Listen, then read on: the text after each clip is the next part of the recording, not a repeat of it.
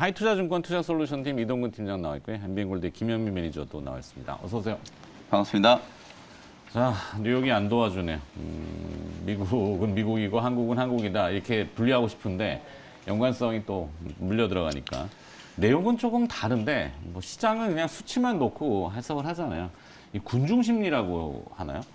그 보통 보면 왜 횡단보도 앞에 쭉 나열해 있는데 사람들은 신호등을 보지는 않아요. 옆에 사람이 나가면 같이 나갑니다. 그렇죠. 그죠?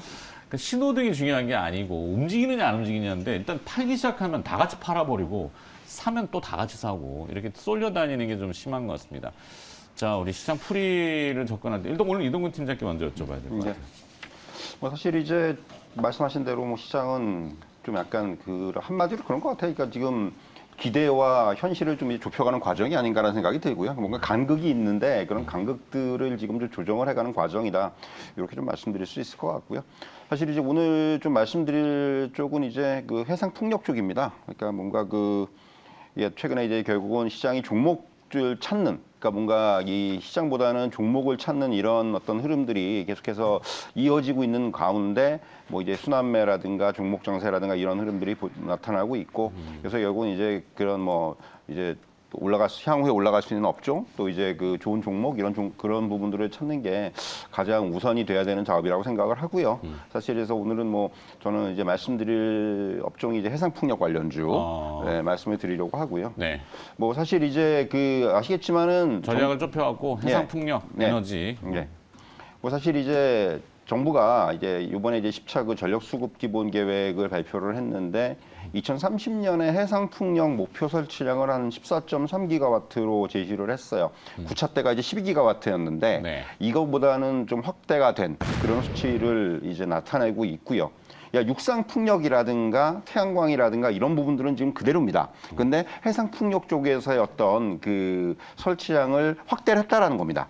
그러니까 이게 결국 이런 목표를 가기 위해서는 향후에 어떤 결국 재생 에너지의 확보가 해상 풍력에 얼마나 확대할 수 있느냐 이 부분에 달려 있다 이렇게 좀 말씀드릴 수가 있을 것 같고요. 네. 뭐 이제 우리나라 상황이 그렇고 역시 이제 이런 해상 풍력이라든가 이런 부분들이 가장 좀 앞서 있는 쪽은 유럽이라고 생각을 하는데 러시아 우크라이나 전쟁 이후에 유럽의 주요 국가들이 해상 풍력 목표치를 지속적으로 상향하고 있어요.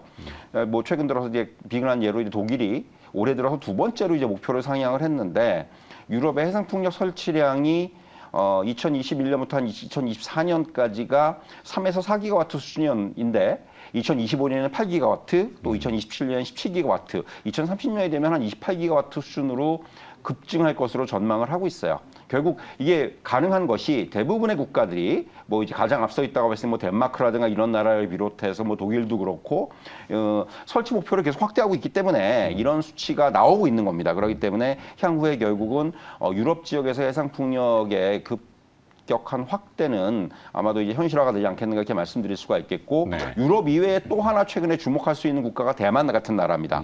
대만이 이제 적극적으로 이제 신재생 에너지 확대 정책을 추진하고 있는데 여기에 이제 대규모 해상풍력 단지 조성 이런 것들이 들어가요. 근데 여기에 이제 우리나라 해상풍력 기자재 업체들이 없으면 안 된다는 거죠. 쉽게 말하면은 우리나라 해상 뭐 풍력 기자재 업체들이 이런 그 대만의 그 프로젝트에 적극적으로 참여를 하고 있고 유럽도 마찬가지입니다만은 이런 부분들 때문에 결국은 이런 그 해상 풍력 관련주들이 향후에 어떤 성장성이라든가 그리고 이제 뭔가 그 수혜 가능성이 점점 더 높아지고 있다. 이렇게 좀 말씀드릴 수 있을 것 같아요. 네. 그래서 이제 뭐 많은 종목들이 있죠. 뭐 CS 윈드라든가 뭐 삼강 MNT라든가 동국 SNC라든가 이런 종목들이 우리가 이제 흔히 꼽히는 종목들인데 역시 이제 가장 탑픽으로 꼽을 수 있는 종목은 CS 윈드라는 말씀을 드리겠고요. 뭐 일단 그 생산 기지를 지금 포르투갈이라든가 베트남이라든가 대만 쪽에 두고 있고 이를 통해서 유럽, 미국, 대만 여기에 이제 해상풍력 타워를 계속해서 공급을 하고 있습니다. 여기에다가 이제 미국 동부 지역의 해상풍력 타워 공급이 시작이 되고 또 유럽 쪽에서는 계속해서 이 공급 증가를 대비해서 증설 작업에 돌입을 했어요. 결국 이런 부분들 계속해서 앞에서 말씀드리는 뭐 유럽이라든가 대만 지역에서의 이 해상풍력 시장의 확대를 그대로 이제 수혜를 볼 수 있는 그런 기업, 그런 측면에서 저는 탑픽을 CS 윈드로 꼽도록 하겠습니다. 네. 자, 동절기, 뭐 기후도 그렇지만 전 세계적으로도 사실 경기 위축에 대한 우려는 있을 뿐이지만 그거를 극복하기 위한 대응책들도 많이 내놓잖아요. 그렇죠. 뭐 대표적으로 중국이 이제 반도체 투자 촉진법 같은 것들, 뭐 미국의 견제에 따라서 그런 반도체에 대규모의 자금을 투여한다는 소식이 어제 그제 나왔고 우리나라도 마찬가지고. 그러면은 결국에는 그 에너지를 써야 된다는 얘기잖아요. 에너지가 줄어드는 게 아니기 때문에. 그러면 그 확대되는 에너지 수요를 보충하기 위해서 우리나라는 원전을 지금 탑픽으로 내세우고 있지만 원전이라는 게 이제 원자력 발전은 타임갭 뭐 한 달 안에 뚝딱 지어가지고 이게 돌릴 수 있는 게 아니기 그렇죠. 때문에 그거를 이제 보완하기 위한 보완적인 대체 그렇죠. 에너지로 예. 풍력, 뭐 태양광 이런 것들이 분명히 병행이 돼야 된다. 맞습니다. 아, 제가 또 얘기 길어졌네요. 그렇답니다. 그래갖고 네. 어떻게 우리 김영훈 사실 뭐 의원님. 태양광 풍력도 하루아침에 뚝딱 지어지는 건 아니기 때문에 의사 뭐, 이게 이제 네. 문제는 향후 2, 3년 동안에 이제 얼마나 많은 설비 투자와 얼마나 많은 이제 에너지 그 효용을 증가시킬 수 있는 기술들이 이제 개발이 됐느냐. 저는 이제 그게 관건이라고 보거든요. 어쨌든 러시아 우크라이나 전쟁으로 인해서 소위 말해서 이제 에너지 위기가 이제 촉발이 좀 된 게 어찌 보면 인류가 그 외면해 왔던 정말 좀 심각한 문제들에 대한 진지한 좀 고민을 하게 만들었던 계기가 아닌가라는 생각이 좀 들고요. 뭐 물론 미국은 미국 우선주의를 표방을 하면서 IRA 법안을 이제 시행을 할 거지만 뭐 그에 또 편승해서 또 개화되는 산업 또 투자가 좀 늘어나는 산업에 대해서는 분명히 좀 주목을 좀 해야 된다라는 관점이고 네. 사실 이제 저도 어저께 이제 이 시장이 워낙 좀 빠르게 이제 순환매가 좀 되다 보니까 지금 최근에 이제 신재생 에너지라든지 아니면 이제 원전이라든지 이런 종목들에 대한 이제 관심이 조금 이제 낮아졌던 게 사실이거든요. 근데 이제 어제 저희가 이제 한전 이슈 다뤄드리면서 원전 관련된 종목들까지도 말씀을 좀 드렸다시피 네. 이제 테마가 이제 이쪽으로 다시 또 순환매할 수 있는 가능성이 분명히 좀 있고 풍력, 태양광 이런 신재생 에너지가 또 소위 말해서 이제 갖다 붙이면 또 네옴시티하고도 상관관계가 있기 때문에 뭐 그런 테마의 이제 순환매적인 측면에서 봤을 때는 주목을 한번 해봐야 된다라는 관점이고요. 저는 뭐 관련된 종목으로 대명 에너지를 이제 말씀을 좀 드리고 싶어요. 네. 뭐 풍력이라든지 또 태양광과 관련된 이슈도 같이 이제 함께 또 부각이 좀 될 수 있을 만한 종목이기 때문에 사실 이제 주가는 또 바닥권에서 조금 이제 횡보가 좀 되고 있는 상황이거든요. 저점에서 이제 공략할 수 있는 기회가 좀 어느 정도 좀 만들어졌다라는 생각에서 뭐 사실 오늘 미국 시장 분위기가 저는 뭐 한마디로 얘기하면 되게 이제 짜증스러운 좀 패닉셀이 나왔다. 이게 어찌 보면 이제 시장의 기대, 아까 이제 앵커님 브리핑 해주실 때 이렇게 이제 표현을 하셨던 것 같은데 시장은 이 정도면 물가가 분명히 둔화되고 있는 거 아니야?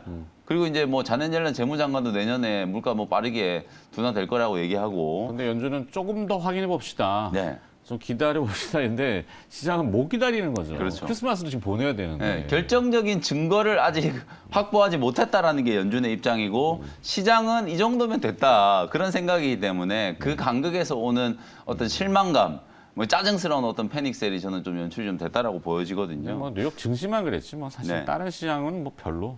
뭐 유럽도 좀 많이 빠지긴 했어요, 사실. 네. 독일도 한 3% 넘게 빠졌으니까. 근데 사실 지금 제가 뭐 미국 유럽 시장 분석해드리려고 말씀드린 건 아닌데 어쨌든 유럽 시장은 뭐 이런 표현이 좀 그렇지만 쓸데없이 많이 올랐어요, 10월 이후에. 독일하고 프랑스는 좋을 것도 없는데 그냥 쓸데없이 많이 올랐거든요. 그러니까 걔네들은 좀 조정을 좀 받아도 되는 거고 네. 대신에 이제 우리 시장은 너무 많은 조정을 좀 받아왔기 때문에 사실 오늘 우리 시장이 조금 냉정을 좀 찾아주기를 좀 기대를 해본다면 뭐 네. 그런 측면에서 이런 이제 해상 풍력이라든지 태양광이라든지 이런 신재생 에너지와 관련된 종목들이 걸릴 수 있다라는 거고요.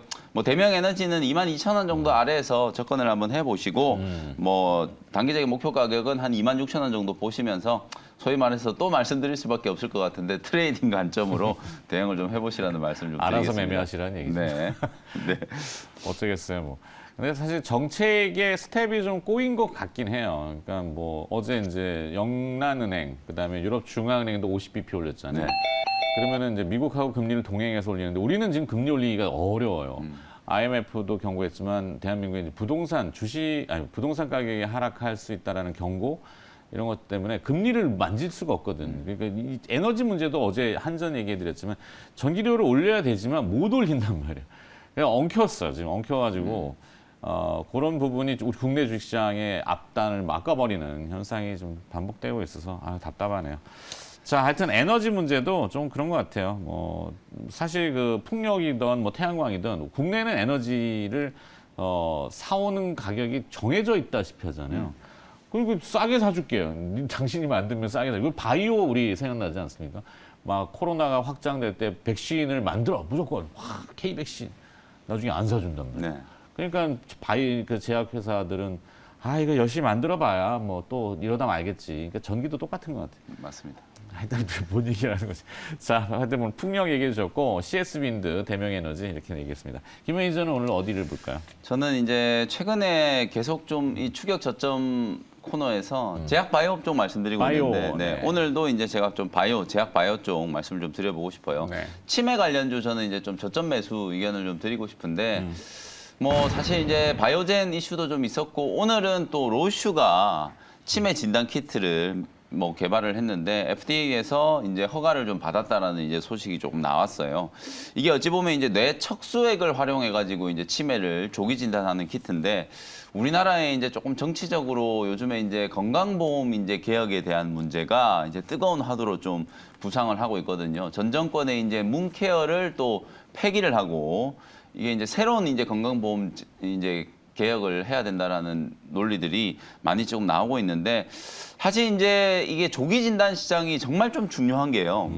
왜 이제 이 조기 진단 시장이 이제 중요하냐면 질병이 이제 악화돼 가지고 더 이상 치료할 수 없는 수준까지 이제 가면 이게 어찌 보면 사회적 비용이 엄청나게 늘어나는 거예요. 그래서 심각한 질환들을 어떤 조기 진단하고 이걸 이제 빨리 이제 좀 치료를 할 수 있게 한다라고 하면 환자 본인한테도 이제 좋은 거지만 사회적으로도 이게 뭐 의료 비용을 좀 상당히 좀 줄일 수 있는 방법이거든요.